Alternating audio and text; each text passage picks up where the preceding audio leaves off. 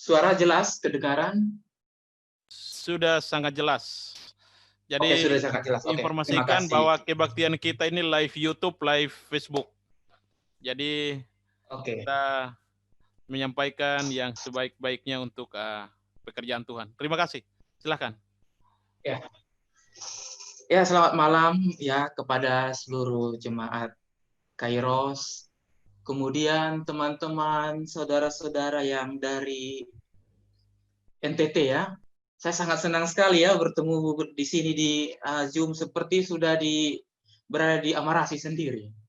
Nah, jadi saya sangat senang. Semoga semuanya dalam keadaan sehat-sehat. Nah, jadi kemarin diminta oleh host kita yang ganteng untuk bawa renungan ya. Saya sudah bilang ganteng, artinya ini 100 poin untuk apa ya? Kuis Alkitab acara PA host ya. Untuk kuis hari Sabat Oke. nanti, kuis hari Sabat. Oke. Oke. Oke. Jadi di sini saya akan membawa satu renungan ya dalam ibadah Rabu malam kita. Gambar ini adalah gambar dari jembatan Sungai Mississippi. Nah, jembatan Sungai Mississippi ini salah satu jembatan terpanjang, ya, sungai terpanjang, dan terkenal akan arsitekturnya yang modern. Nah, saya baca artikelnya itu jembatan sudah dilengkapi komputerisasi, jadi bisa mencegah untuk slip. Dan kalau salju, itu bisa dicairkan oleh jembatan ini. Nah, tetapi setelah 40 tahun dibangun, setelah tahun 67, akhirnya tahun 2007 jembatan ini akhirnya rubuh. Ya, jembatan ini akhirnya rubuh. Kenapa? Karena termakan usia. Nah, kalau begitu, apa pelajaran yang kita ambil dari jembatan ini? Karena hari ini kita masih bisa bernapas, besok belum tentu ya. Hari ini kita mungkin gagah, tadi saya baru bilang host ganteng ya. Besok belum tentu. Nah, oleh karena itu, mari kita menaklukkan diri kepada Tuhan. Jadi jangan sampai kita mengalami nasib seperti jembatan ini baru kita datang kepada Tuhan ya.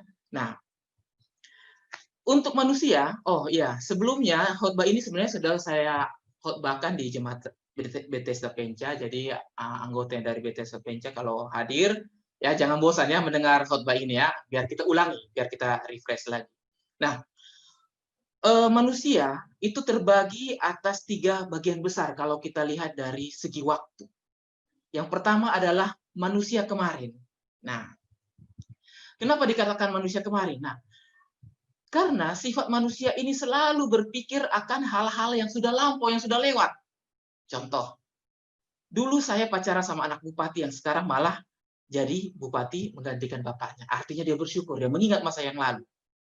Nah, yang kedua misalnya, coba kalau saya jadi dengan dia, aduh, coba dulu beta kawin dengan dia, beta pacaran dengan dia, pasti nasib sebegini sial ini, ya. Kadang-kadang seperti itu. Nah, kemudian seandainya aku tidak pindah bersama ke kota, aku mungkin sudah hidup bahagia di kampung halaman. Nah, ini sering diomelin oleh para wanita. Maaf ya, para wanita ya, maaf. Ini minta maaf, bukan para wanita. Mungkin pria juga.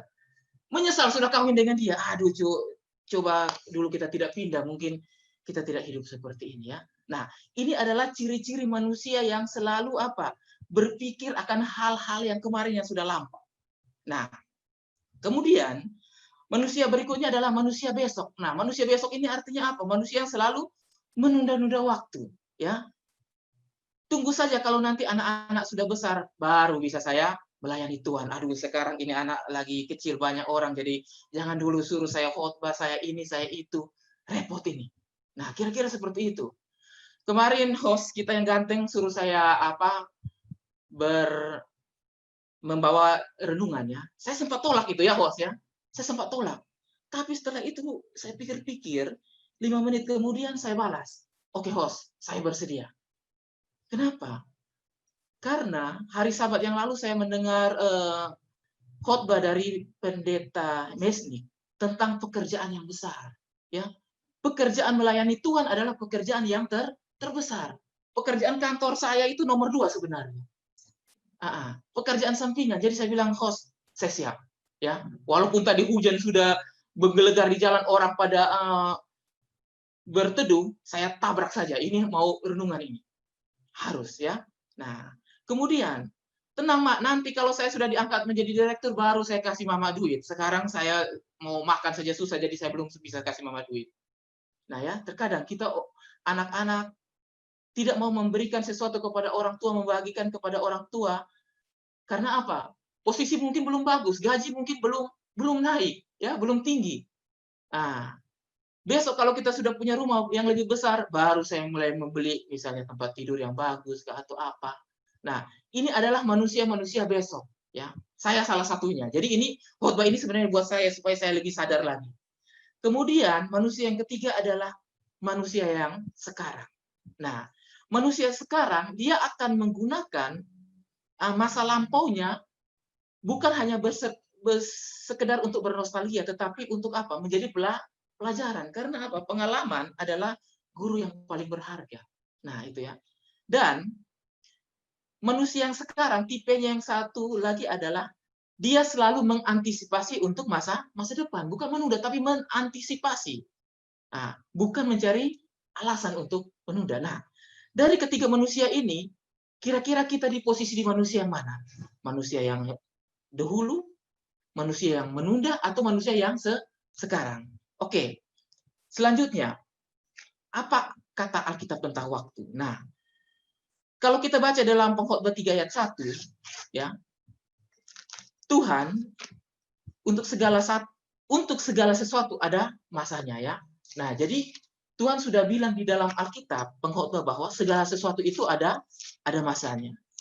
Nah, dan jika kita mengerti pola kerja Allah dengan pandangan Allah akan waktu, kita akan bekerja secara sembarangan.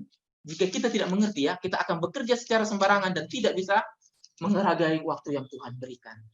Nah, saya kalau lihat nubuatan tentang 2300, 1260 pagi dan petang, wah, luar biasa ya. Tuhan begitu bekerja secara sistematis dengan waktu yang begitu lama. Kadang-kadang kita manusia, saya kadang-kadang goreng ikan saja saya tidak lama. Tidak sabaran. Waduh, ini tunggu, ini ikan lama sekali, kasih hidup api besar-besar, tiba-tiba hangus. Nah, ya, tetapi Tuhan tidak seperti itu. Dia selalu bekerja sistematis sesuai dengan waktunya yang Tuhan berikan. Nah, kemudian apa kata Alkitab tentang waktu yang kedua? Manusia tidak mengetahui waktunya. Nah, kita tidak mengetahui. Pernah nggak ada orang yang mengetahui, oh, saya akan lahir tanggal sekian. Tidak pernah kita ada rencana seperti itu. Begitupun kalau kita mati. Ajal datang menjemput kita, tidak pernah kita tahu itu. Kecuali memang kita rencana, besok mau gantung diri. Itu bisa. Tapi saya yakin tidak ada manusia yang akan rencana seperti itu, ya. Nah, kemudian waktu Tuhan akan datang seperti pencuri. Dan bagian kita adalah hanya untuk berjaga-jaga. Bagaimana kita berjaga-jaga? Nah, kita akan lihat selanjutnya. Kemudian, kita harus mempergunakan waktu yang ada. Efesus 5 ayat 16. Dan pergunakanlah waktu yang ada, karena hari-hari ini adalah hari yang jahat. Kenapa? Karena kita tidak bisa mengembalikan waktu. Tidak ada apapun yang bisa kita lakukan selain mempergunakan waktu dengan baik, ya. Nah, sering saya lihat, mungkin saya juga seperti itu. Kadang bermalas-malasan, ya, tidak menggunakan waktu untuk bekerja. Ya, kalau saya sebagai freelance, ya mungkin untuk mencari proyek. Nah, ya kita juga seperti itu. Kadang-kadang kita sebagai petani, bagaimana kita menggunakan waktu untuk berkebun dengan baik dan benar. Nah, ya. Nah, yang kita tahu adalah kita diberikan waktu untuk kita isi setiap hari. Setiap orang diberikan waktu yang sama, ya. Nah, Alkitab pun menasihatkan kita hal yang sama. Tuhan tidak memberitahu rahasia bagaimana kita bisa menghentikan, memperlambat gerak waktu. Yang Tuhan katakan adalah kita belajar menggunakan waktu dengan baik karena hari ini adalah hari yang jahat. Yang kita lalui ini hari-hari yang jahat. Oleh karena itu, marilah kita menggunakan waktu dengan baik. Nah, selanjutnya, apa kata Alkitab tentang waktu? Yaitu selalu siaga. Kita sudah sering mendengar tentang 10 anak darah. Bagaimana mereka menggunakan waktu yang ada. Ya, tidak menyediakan minyak di dalam lampu. Nah, kita menggunakan dengan memberitakan firman, siap sedialah baik atau tidak baik waktunya. Nyatakan yang salah, tegurlah, nasihatkanlah, dan segala kesabaran dan pengajaran. Nah, sebagai sesama anggota jemaat, terkadang kita harus saling menegur, saling menasihati ya. Nah, mungkin memberikan kritik, tapi kritik juga kritik yang membangun, bukan kritik yang menjatuhkan. Nah, ini ya. Kemudian sikap berjaga-jaga dan berwaspada sangat penting. Dan banyak orang yang menyesal dengan apa yang ia lakukan pada masa lalunya. Saya termasuk salah satunya. Menyesal dengan apa yang saya lakukan pada masa lalu. Kenapa? Mungkin saudara-saudara yang tahu, Sister Yunita pasti tahu itu, saya di UNAI. Saya kuliah itu 11 tahun baru tamat. Ya, dari tahun 98, kemudian tahun 2009 baru saya tamat. Itu sangat lama. Teman-teman saya sudah bekerja semuanya, sudah punya mobil, sudah punya rumah. Saya masih gelandangan di UNAI sana. Nah, ya itulah. Penyesalan sudah tidak ada gunanya. Waktu tidak bisa dikembalikan lagi. Jadi jangan sampai kita menyesal dengan apa yang kita lakukan pada masa yang lalu. Nah, berikutnya adalah kita akan mempertanggungjawabkan apa yang telah kita lakukan di waktu kita sekarang ini ya. Jadi waktu kita hidup di dunia ini, kita mengisinya dengan yang baik atau yang jahat, itu semua akan kita pertanggungjawabkan suatu saat kelak. Nah, dan tidak ada satu makhluk pun yang tersembunyi. Alkitab berkata bahwa berbahagialah orang yang beristirahat sekarang ini karena perbuatan mereka menyertai mereka. Artinya, mereka mengisi waktu mereka dengan perbuatan-perbuatan yang baik. Itulah yang mereka bawa sampai ke dalam kerajaan surga. Nah, jadi ingat, kita suatu saat kita akan memberi pertanggungjawaban apa yang telah kita lakukan dalam waktu yang telah Tuhan berikan kepada kita. Nah, selanjutnya, keajaiban tentang waktu. Sebagai seorang petani ya, kebanyakan kita di Timur, kita sebagai petani, pada saat kita tanam jagung, dulu saya sering tanam jagung, kira-kira jagung itu mungkin sekitar 3 bulan ya baru kita panen ya. Nah, kacang juga seperti itu. Tidak ada tanaman yang kita tanam dengan waktu yang singkat langsung panen. Sehingga apa? Membutuhkan kesabaran. Kira-kira ada nggak tanaman yang dalam tempo 1 hari udah langsung bisa kita panen, kita jual? Ya, mungkin toge ya, toge. Jadi kalau kita beli kacang hijau ini hari, kita taruh air, besok pagi sudah bisa panen toge untuk jual ke pasar. Tapi itu toge. Tidak mungkinlah kita menanam toge terus. Nah, kemudian tabungan. Jadi, marilah kita gunakan waktu kita untuk menabung. Nah, saya ini salah satu yang tidak tahu menabung. Dari dulu, tidak pernah saya menabung. Sudah tua ini baru mulai sadar. Nah, sudah tua baru mulai sadar menabung. Kenapa? Untuk masa tua kita. Saya bukan pegawai negeri, saya bukan pegawai mision. Saya pikir ini saya nanti tua, siapa yang mau kasih makan? Harus menabung. Agar kenapa? Masa tua nanti ada jaminan, tidak membuat orang susah. Ya, seperti itu. Jadi pada saat kita menabung, maka kita bisa menikmati tabungan kita pada masa tua. Nah, ini satu lagi. Dulu waktu kuliah berat badan saya itu 55 kilo ya. Tinggi saya 173. Orang panggil saya di UNAI itu Datuk Maringgi, kalau tidak tiang listrik. Nah, cita-cita saya yang paling mulia itu jadi gemuk. Jadi gemuk itu cita-cita yang paling mulia waktu kuliah.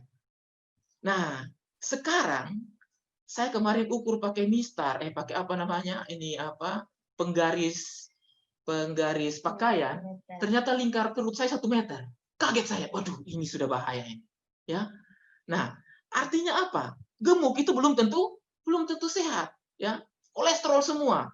Nah, kenapa bertambah gemuk dulu? Saya ceritakan sedikit. Jadi dulu saya tinggal dengan pendeta Silitonga. Saya bilang sama pendeta waktu kuliah, pendeta saya ingin gemuk, ini gimana caranya? Pendeta bilang, kau selesaikan skripsimu, nanti kau akan gemuk sendiri. Ternyata benar, gemuk juga akhirnya. Nah, jadi, tetapi gemuk ini bukan jaminan sebagai sehat. Nah, ya, kalau kita menumpuk kolesterol, maka kita akan menuai apa? Umatku menabur angin, maka akan menuai badai. Ya, suatu saat akan dijemput ambulans atau mungkin diajak dance, menari sama itu orang-orang Ghana itu yang sering diputar-putar di YouTube itu ya. Nah, kemudian Nah, ini artinya apa? Sebaliknya, kalau kita rajin mengkonsumsi vitamin, makanan-makanan yang sehat, maka camkanlah ini, orang yang menabur sedikit akan menuai sedikit juga, menabur banyak akan menuai banyak juga. Ini termasuk hukum kesehatan. Jadi bukan hanya untuk dipakai untuk perpuluhan kah, atau untuk penatalianan, tapi untuk kesehatan. Jadi kalau kita menabur diri kita dengan makanan-makanan yang sehat, maka kita akan menuai kesehatan pada saat kita tua. Saya senang sekali melihat orang-orang tua kita yang masih sehat, ya. Itu artinya apa? Di masa muda mereka menabur diri mereka dengan hal-hal yang makanan-makanan yang sehat. Nah, ini ada peribahasa mengatakan bahwa begin with the end. Artinya apa? Mulai dari yang akhir. Nah, pada saat kita memainkan sebuah permainan puzzle, artinya kita harus membayangkan hasil akhirnya itu seperti apa. Baru kita bisa menyusun puzzle itu dengan baik, ya. Nah, artinya di sini kalau kita tidak tahu kita punya masa depan itu seperti apa, maka kita hidup itu seperti tidak tanpa arah, ya. Nah, bagi anak-anak muda, langsung, atau bagi anak-anak kita yang masih kecil, kita harus tuntun mereka supaya mereka itu memiliki cita-cita pada masa depan mereka. Entah itu menjadi dokter, mau jadi polisi, menjadi tentara, supaya mereka bisa membentuk, ya, menyusun puzzle mereka itu mulai dari sekarang. Nah, seperti itu, ya. Nah, artinya apa? Kita sudah mulai dari yang akhir. Ya, kira-kira seperti itu. Kemudian, nah, life is choice. Artinya apa? Hidup itu pilihan. Kita mau maju, kita mau gagal, kita mau sukses, itu kita memilih. Kebanyakan orang bilang hidup itu takdir, ya. Saya tidak setuju hidup itu takdir. Takdir itu kira-kira seperti ini. Misalnya, ada air di depan saya, ada sebuah gelas, ada air di depan saya. Pada saat saya menaruh tangan saya ke dalam air itu, maka takdir saya adalah tangan saya akan basah. Pada saat saya memutuskan untuk tidak menaruh tangan saya, maka saya ditakdirkan untuk tangan tidak basah. Artinya apa? Hidup itu adalah pilihan, bukan takdir, ya. Seperti itu. Nah, jadi marilah kita menentukan tujuan hidup kita mulai dari sekarang. Nah, kemudian waktu itu bukan uang. Kebanyakan orang mengatakan time is money, time is money. Apa artinya time is money? Artinya waktu itu uang. Sehingga mereka bekerja dengan forsir untuk hanya mendapatkan uang. Nah, itu salah satunya termasuk saya.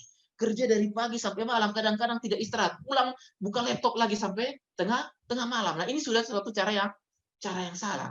Dulu saya ingat waktu Bapak membeli motor, ya, Bapak saya membeli motor untuk pelayanan di Rote tahun 92. Waktu itu motor kami beli di Tokopit Kampung Solor.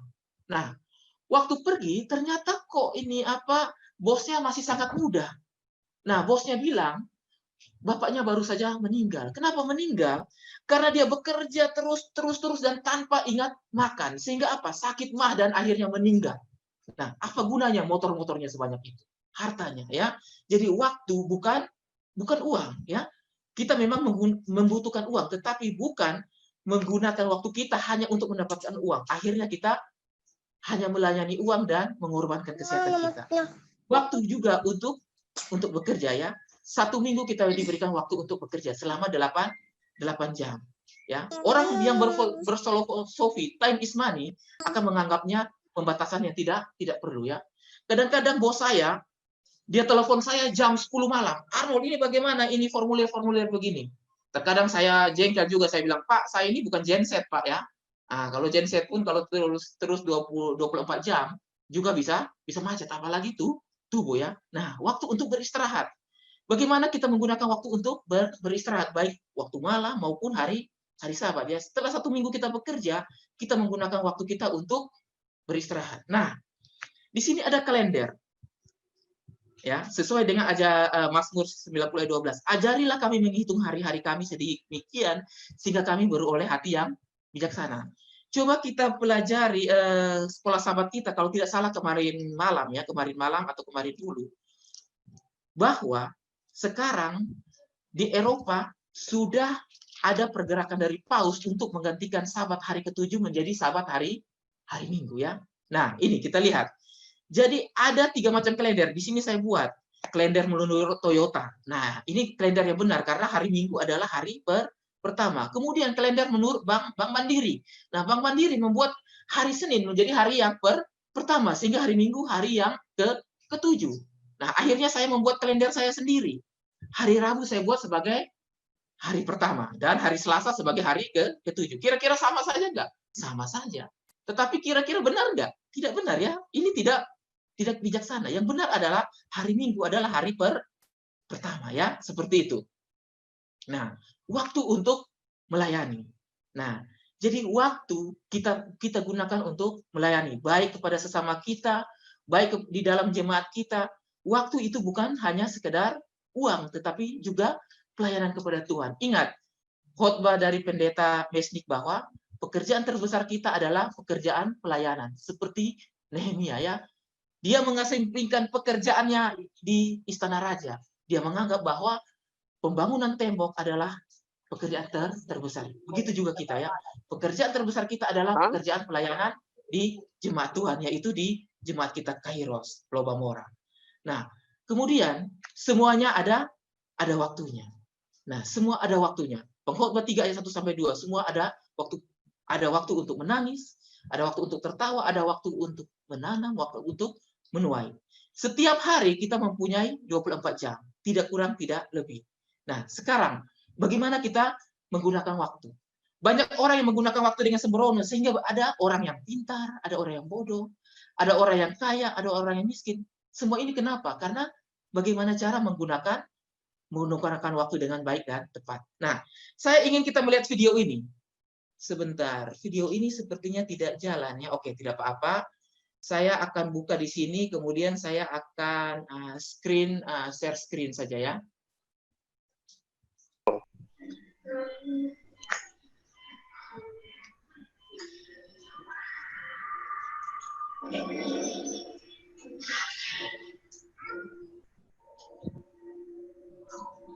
Mungkin ada yang sudah melihat ya video ini.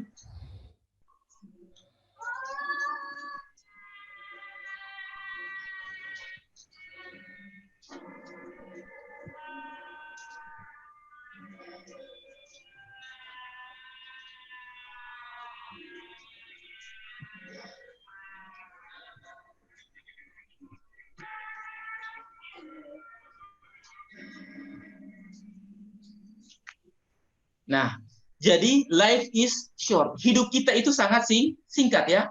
Seperti ilustrasi video tadi, hidup kita ini seperti ini.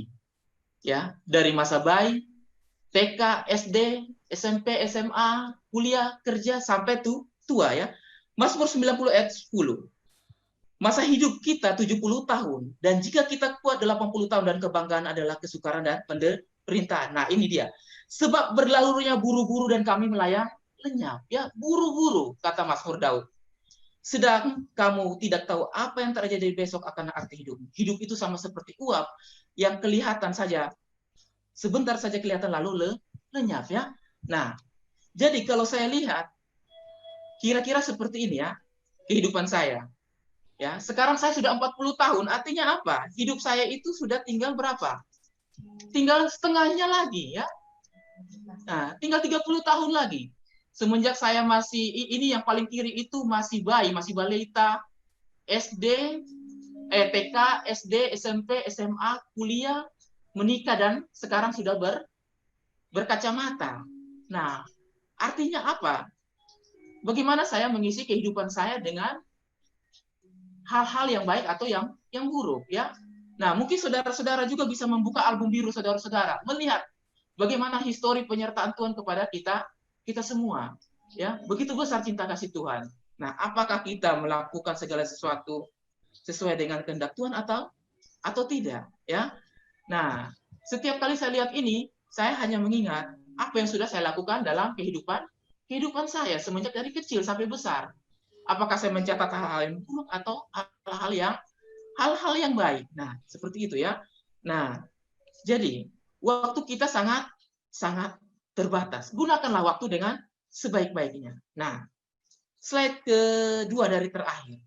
3 tips untuk menggunakan waktu ya. Ini tips singkat saja. Rencanakan waktu Anda.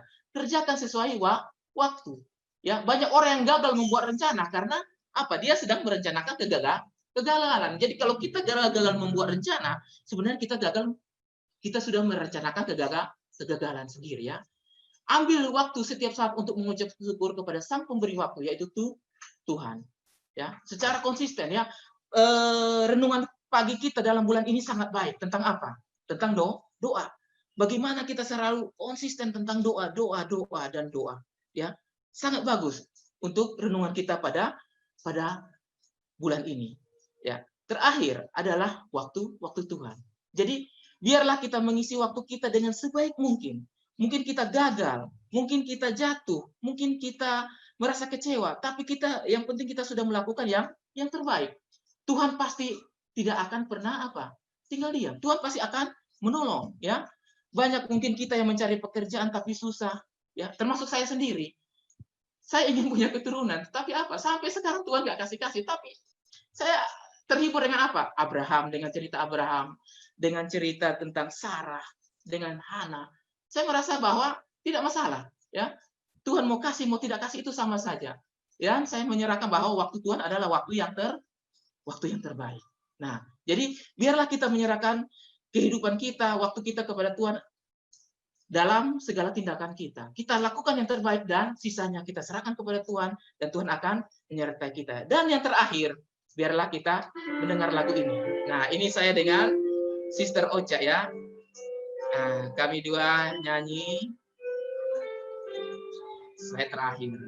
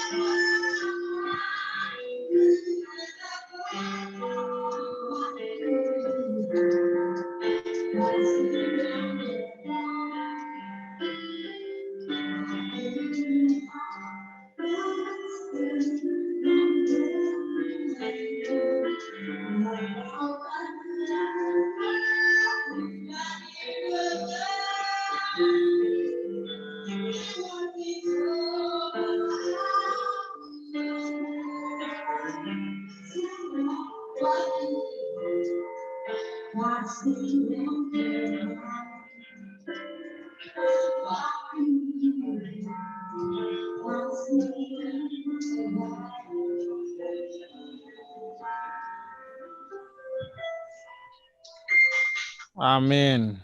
Oke, demikian ya renungan kita pada malam hari ini. Semoga Tuhan memberkati kita. Amin. Amin. Baik, terima kasih Om Arnold Mabowi yang sudah membawakan firman Tuhan untuk kita semua pada malam hari ini.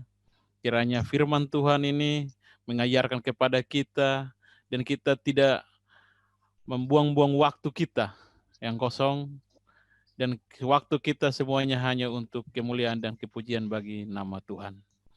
Saudaraku yang kekasih, kita akan menutup kebaktian kita pada malam hari ini